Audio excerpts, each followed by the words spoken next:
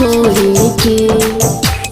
सपना कैसे देख लिहला हमारा छोड़े के। तो कहाँ से हुनर लइला हो दिलवा तोरे के।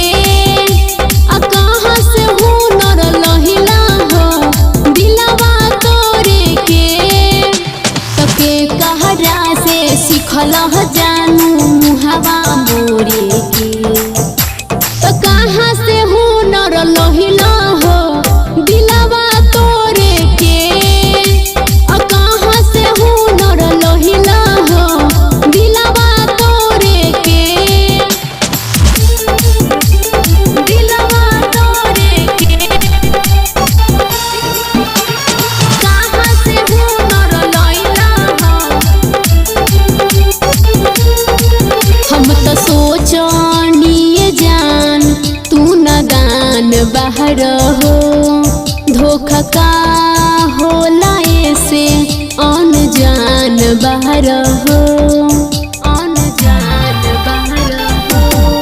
हम तो सोचनिए जान तू नदान बाहर हो।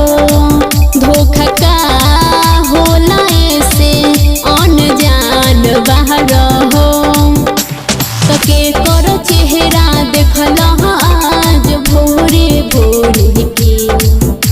तो कहाँ से हुनर लइला हो दिलवा तोरे के। कहाँ से हुनर लइला हो दिलवा तोरे के। दिलवा तोरे के।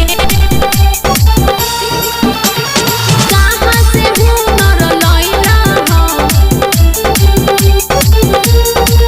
हम तो जानो न पैनी ई मासूम रूप के। तीर मारत रह दिला बाप छुप छुप के।